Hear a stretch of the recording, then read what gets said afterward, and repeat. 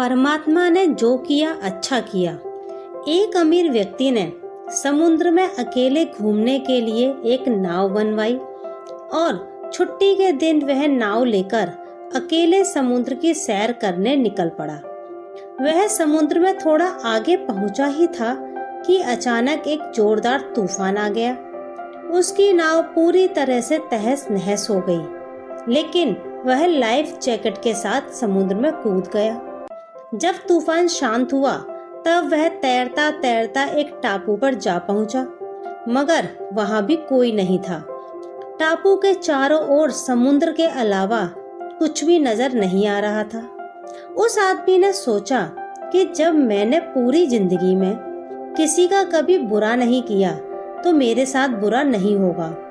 उसको लगा कि ईश्वर ने मौत से बचाया है तो आगे का रास्ता भी वही दिखाएंगे। धीरे धीरे वह वहां पर उगे झाड़ फल पत्ते खाकर दिन बिताने लगा, मगर अब धीरे धीरे उसे लगने लगा था कि वह इस टापू पर फंस गया है। मगर अब भी ईश्वर पर उसका भरोसा कायम था। उसने सोचा, इतने दिनों से मैं इस टापू पर मारा मारा फिर रहा हूँ, क्यों न यहाँ एक झोपड़ी बना लूं। पता नहीं अभी और कितने दिन यहाँ बिताने पड़े। पूरे दिन लकड़ियाँ और पत्ते वगैरह इकट्ठा कर उसने झोपड़ी बनानी शुरू की। रात होते होते उसकी झोपड़ी बनकर तैयार हो गई।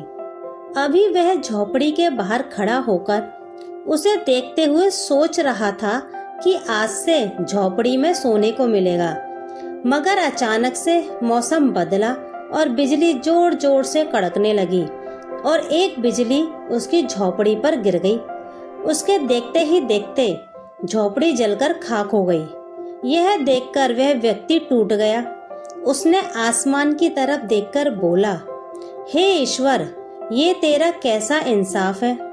तूने मुझ पर अपनी रहम की नजर क्यों नहीं की। मैंने हमेशा तुझ पर विश्वास बनाए रखा। फिर वह इंसान हताश और निराश होकर सर पर हाथ रखकर रोने लगा। अचानक एक नाव टापू के पास आई।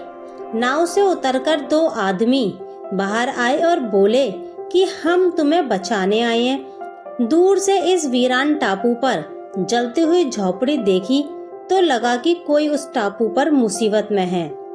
अगर तुम अपनी झोपड़ी नहीं जलाते तो हमें पता नहीं चलता कि टापू पर कोई है।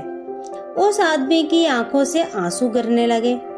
उसने ईश्वर से माफी मांगी और बोला कि हे ईश्वर, मुझे क्या पता था कि तूने मुझे बचाने के लिए मेरी झोपड़ी जलाई थी। अब तो मुझे निश्चित हो गया कि आप अपने भक्त का हमेशा ख्याल रखते हैं। आपने मेरे सब्र की परीक्षा ली, लेकिन मैं उसमें फेल हो गया। मुझे माफ कर दें।